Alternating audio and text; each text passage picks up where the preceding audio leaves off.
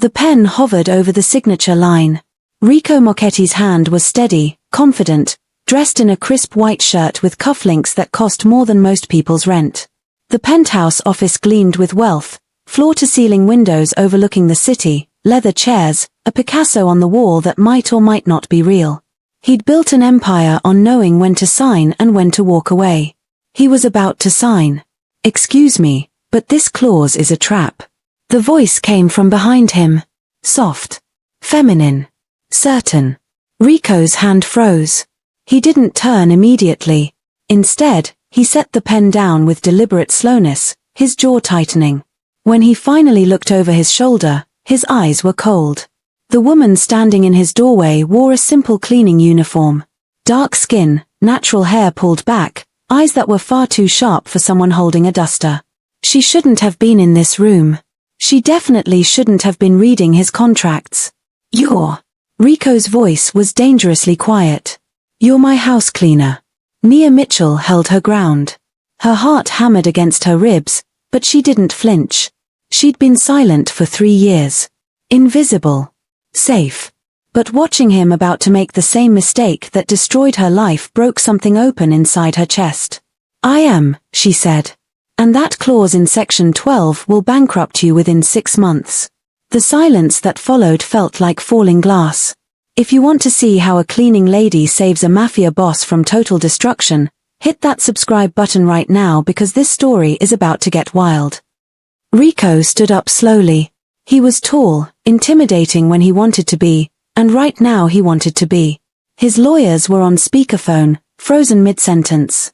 The contract on his desk represented 18 months of negotiations, a merger that would double his legitimate holdings and finally wash away the last stains of his family's past. "Gentlemen," he said into the phone, his eyes never leaving Nia's face. "I'll call you back." He ended the call. "Explain," he said. "Right now." Nia's fingers tightened around the duster. This was insane. She should walk away. She should go back to being invisible. But the words came anyway. Section 12, subsection C. It looks like a standard arbitration clause, but the language gives them unilateral power to revalue your assets if market conditions change. And look at Section 9, the definition of market conditions. It's so broad they can trigger it whenever they want. You think you're signing an equal partnership. You're actually signing over control. Rico stared at her. Then he picked up the contract, flipped to Section 12, and started reading. Really reading. The silence stretched out, broken only by the distant sound of traffic 40 floors below. His face changed. Slowly. Like watching someone realize they're standing on the edge of a cliff. "How?" He looked up at her, and for the first time, there was no coldness in his eyes. Just confusion. "How do you know this?" Nia swallowed hard. This was the part she never talked about. The part she'd spent 3 years trying to forget. "Because I wrote clauses like that," she said quietly. "Before I was a cleaning lady, I was a lawyer. And I got destroyed by the exact same trap." Rico cancelled his afternoon meetings. All of them. He told his assistant no interruptions. Then he sat down across from Nia at his conference table and said 2 words she hadn't heard in years. "Tell me." So she did. Nia Mitchell had graduated top of her class from Columbia Law. She'd been recruited by one of Manhattan's most prestigious firms before she'd even taken the bar exam. By 28, she was on partner track, handling contracts that moved billions of dollars. She was brilliant, hungry, and black in a world that made you prove yourself twice as hard just to get half as far. "I had a client," she said, her voice steady but her hands shaking slightly. "A small tech startup. They were being acquired by a larger company. I reviewed the contract. It looked perfect. Standard terms, fair valuation, everyone happy." Rico leaned forward. But buried in the language was a clause almost identical to the one in your contract. 6 months after the acquisition closed, the larger company triggered it. Claimed market conditions had changed. Revalued the startup's assets at a fraction of the original price. "My client lost everything. And you?" Nia's laugh was bitter. "The acquiring company's lawyers claimed I should have caught it. That I was negligent. They filed a complaint with the Bar Association. My firm threw me under the bus to protect their relationship with the bigger client. I was disbarred, blacklisted, and completely broke within 8 months. She looked up at him, and her eyes were fierce despite the pain in them. I know what it feels like to sign something you think will save you and watch it destroy everything you built instead. Rico was quiet for a long moment. Then he stood up, walked to the window, and stared out at the city. His reflection in the glass looked tired. Who are the lawyers on the other side of this deal? He asked. Weston, Cartwright, and Associates. His shoulders went rigid. Nia saw it. You know them. They handled my father's estate, Rico said slowly. When he died, they claimed there were debts I didn't know about. Legal complications. They held everything up for 2 years while I fought through their paperwork. By the time I got control, half the assets were gone in legal fees. He turned back to her. What firm did you work for? Hartman and Lee, who merged with Weston 3 years ago. Their eyes met across the room. The coincidence was too perfect. Too deliberate. They're doing it again, Nia whispered. They find successful people, trap them in complex contracts, and bleed them dry. Rico's face went hard. Not angry. Calculating. She'd seen that look in courtrooms before, on the faces of men who just realized they had to fight. How do we stop them? He asked. The question hung in the air. How? Not if. Not should we. How? Nia felt something shift in her chest. For 3 years, she'd been afraid. Hiding. Cleaning other people's houses and trying to forget she'd ever been someone who mattered.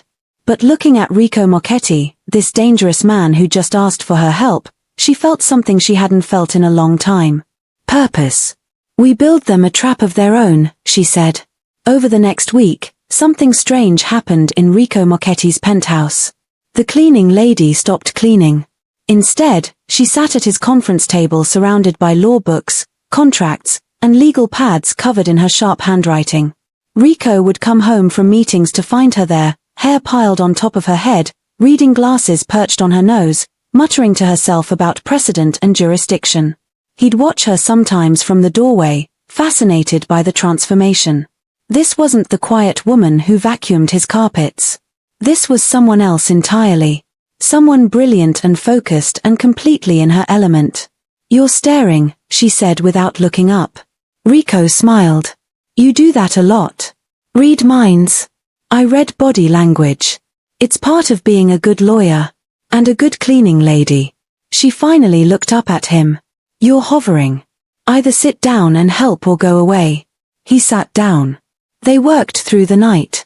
Nia explained how contract law worked like a chess game, each clause a move, each definition a piece on the board.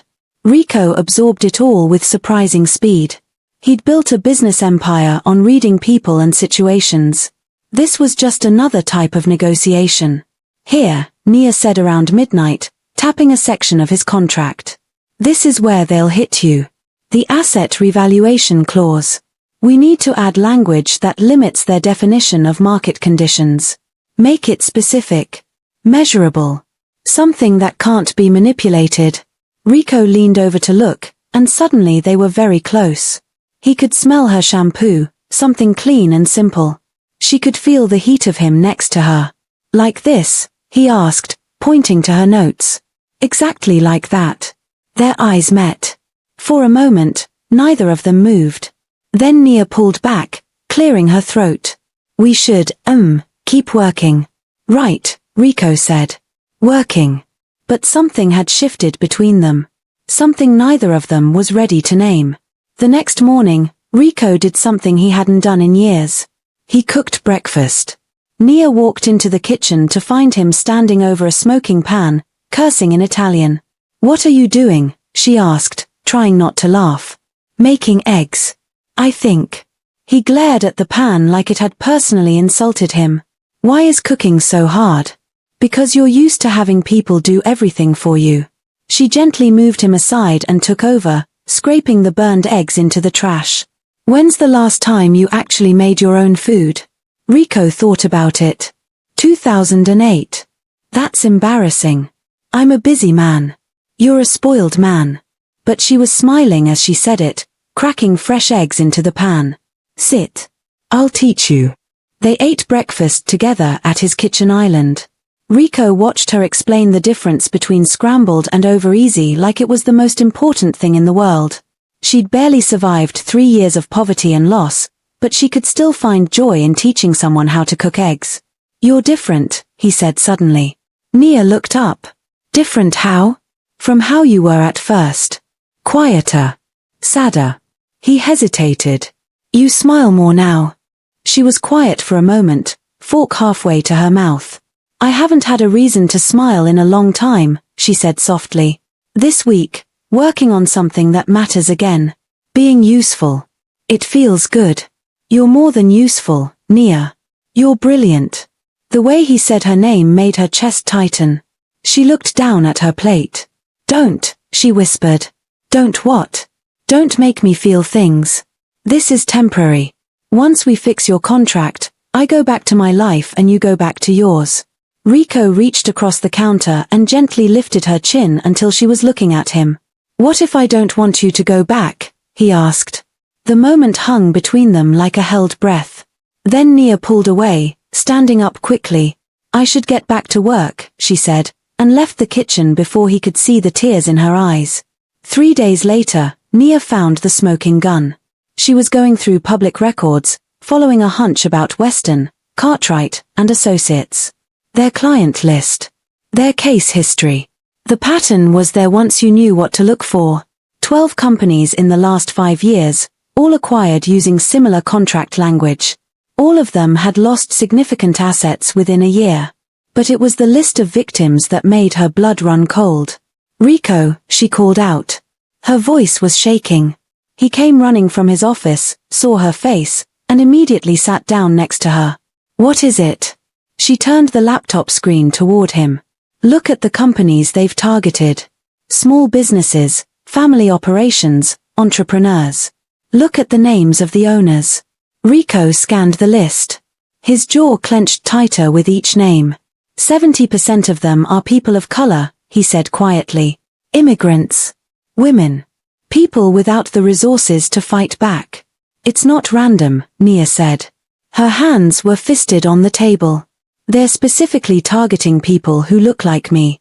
People who worked their whole lives to build something, and they're using legal language to steal it.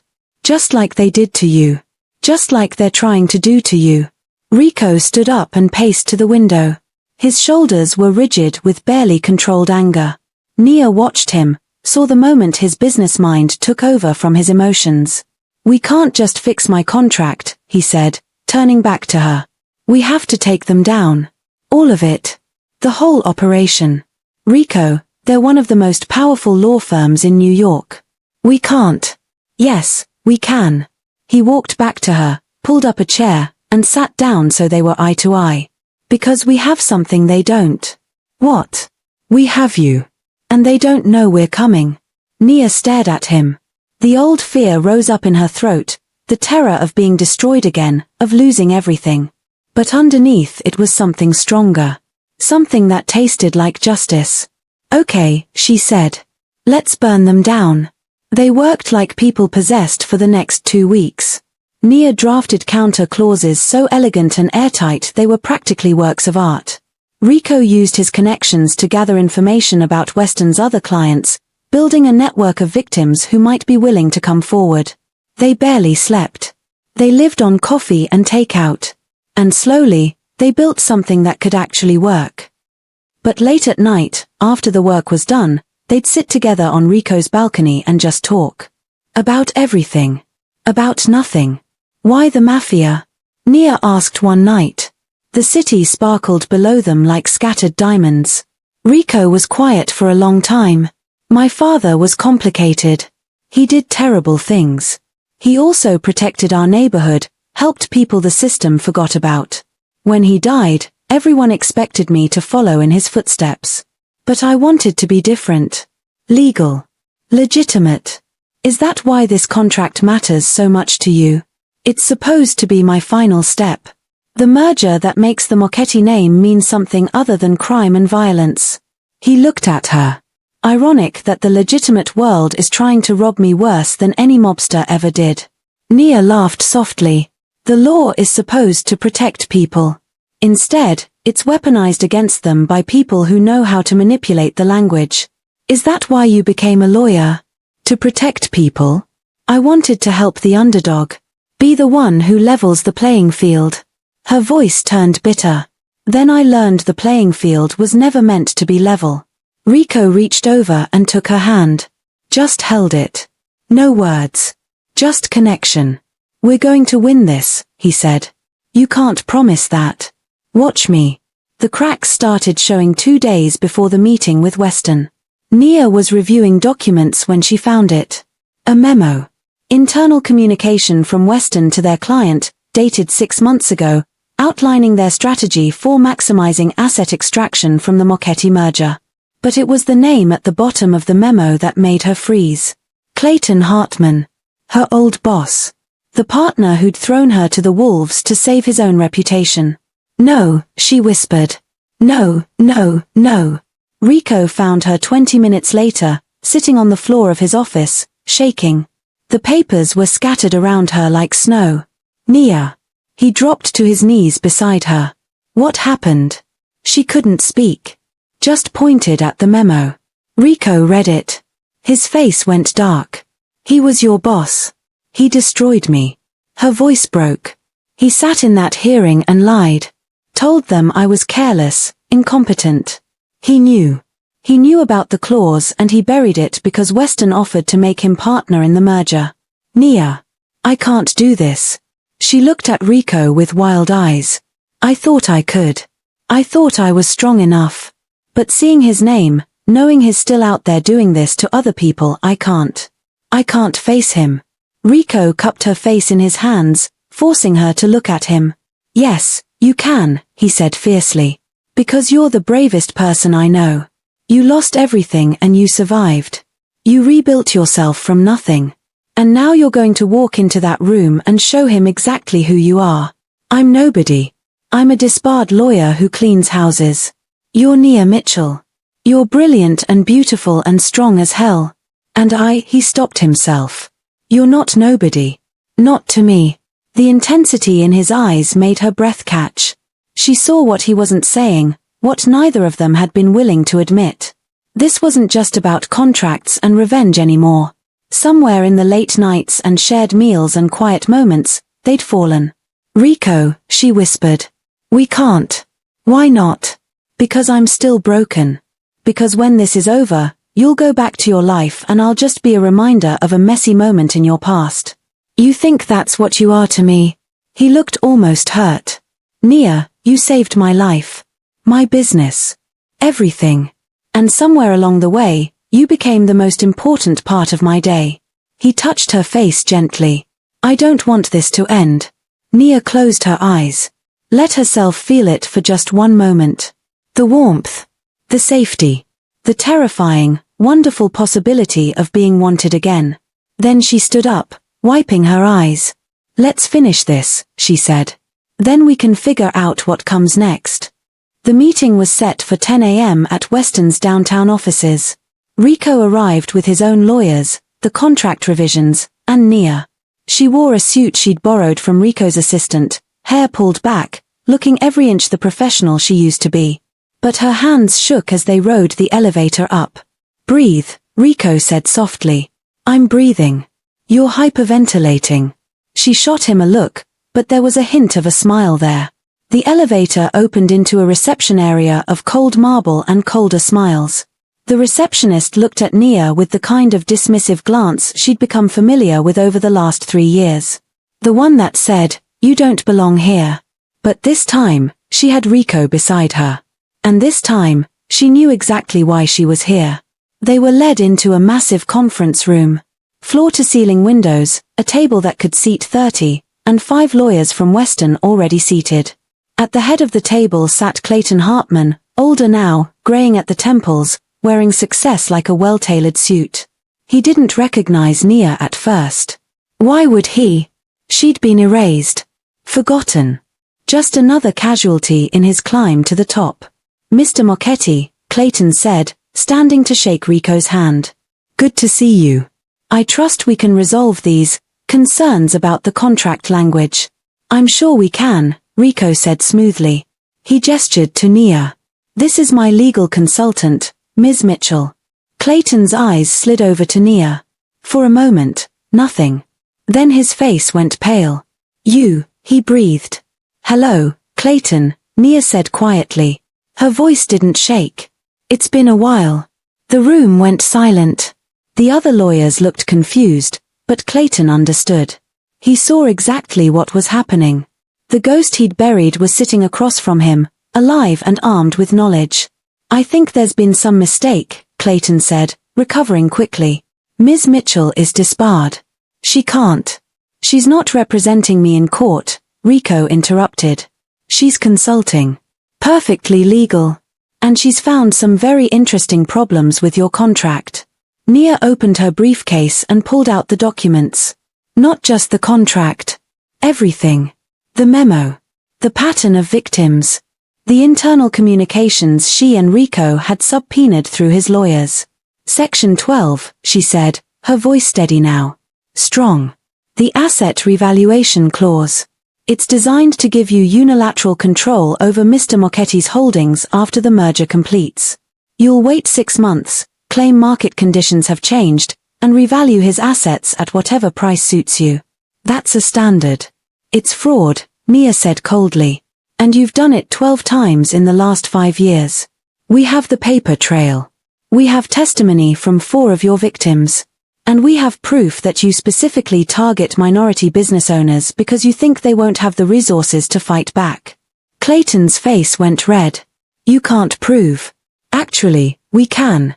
Rico slid a folder across the table. That's a copy of what we've filed with the district attorney's office this morning.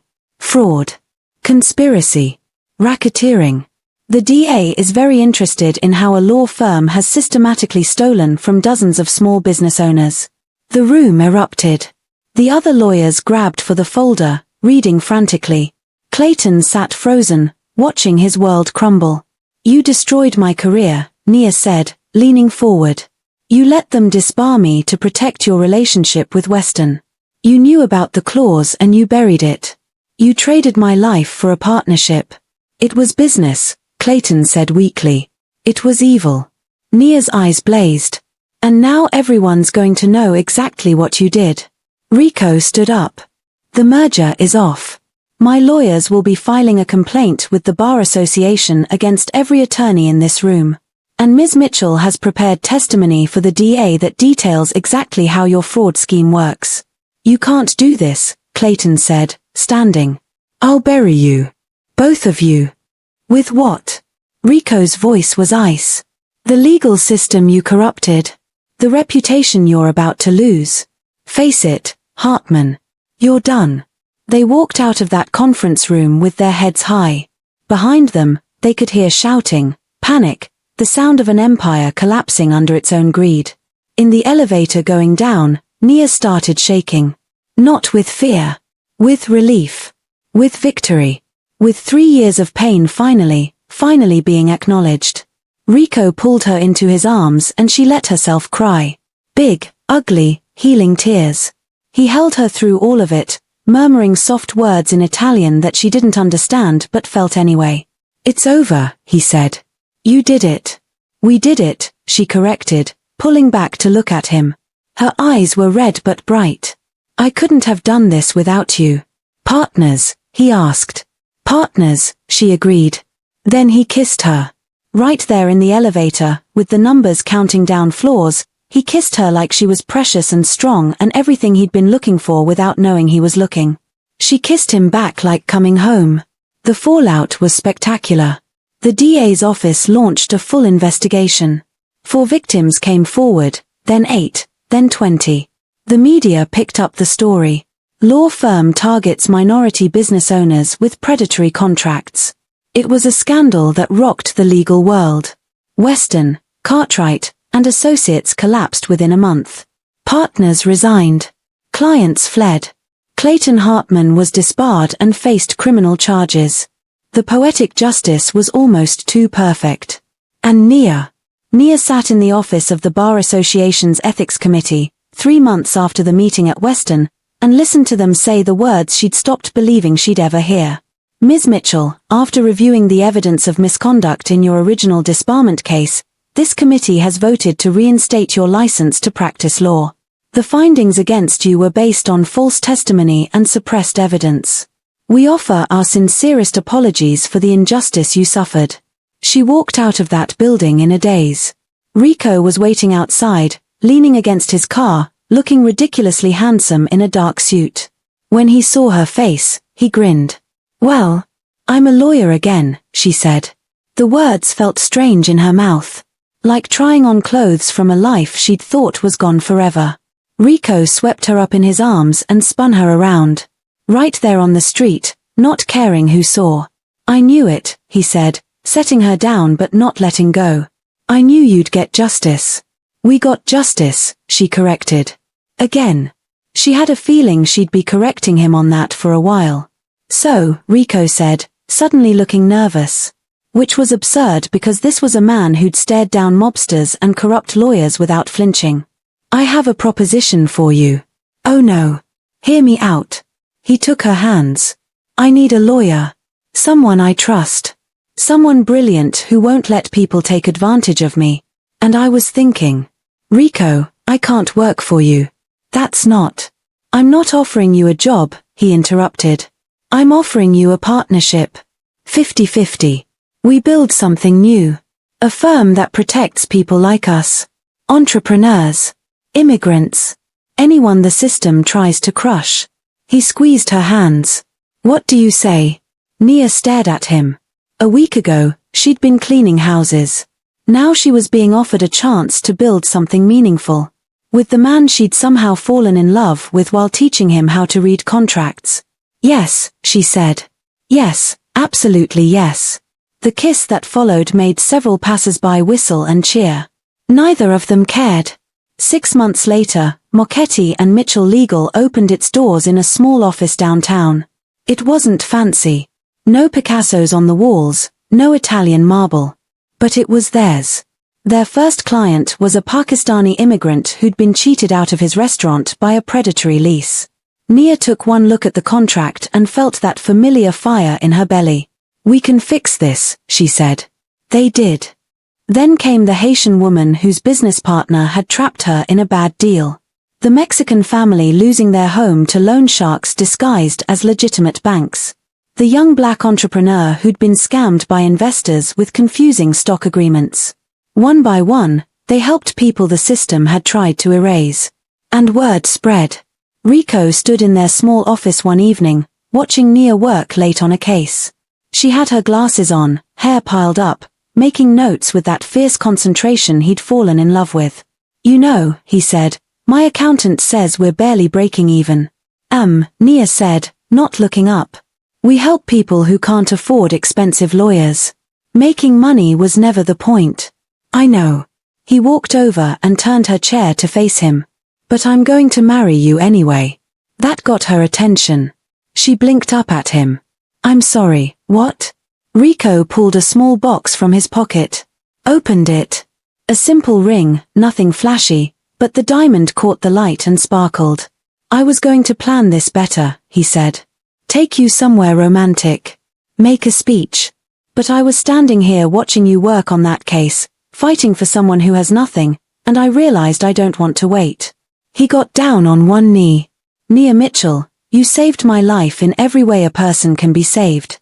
Will you marry me?" Nia's eyes filled with tears. "Happy ones this time. You know I'm going to keep correcting you when you're wrong about legal stuff. I'm counting on it. And I'm terrible at cooking. You'll probably have to learn how. I've been practicing. And sometimes I still have nightmares about the disbarment. I'll be there when you wake up." His voice was soft. "Certain.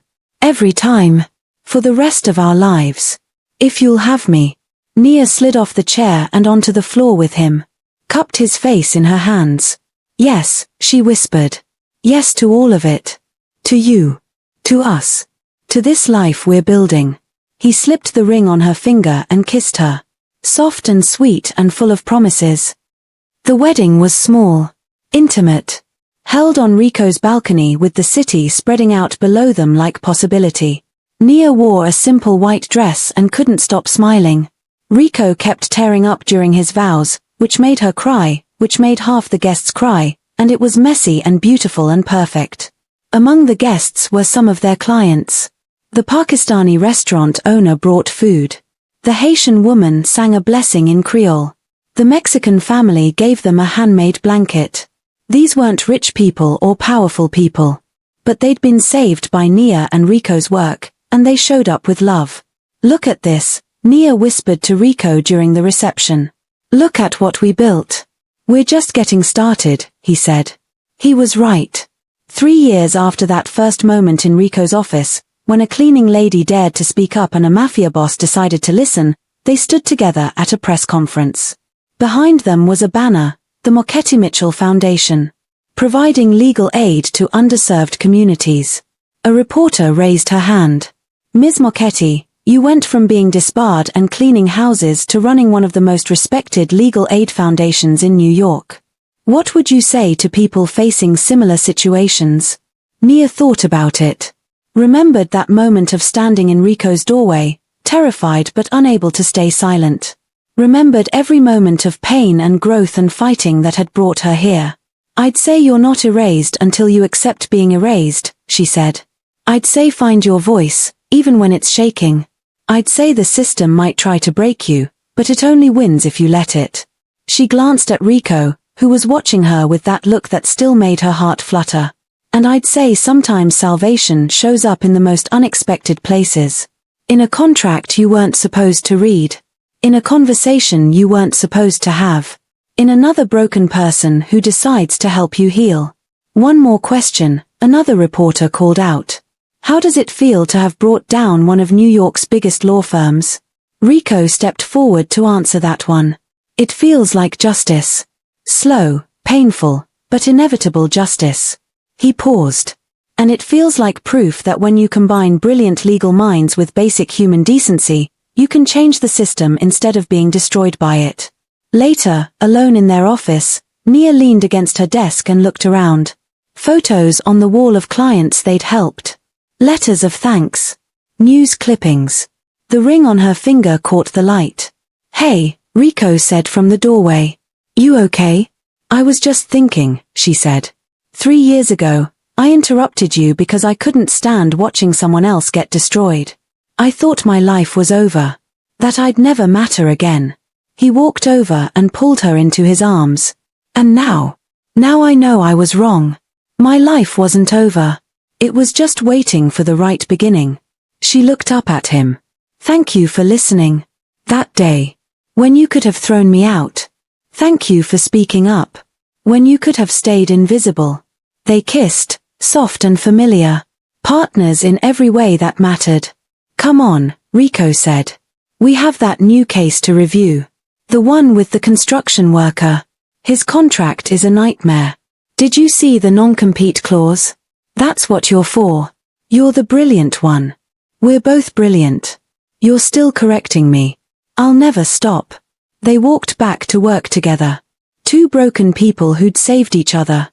Two fighters who'd decided the system could be beaten if you were willing to fight smart and fight together.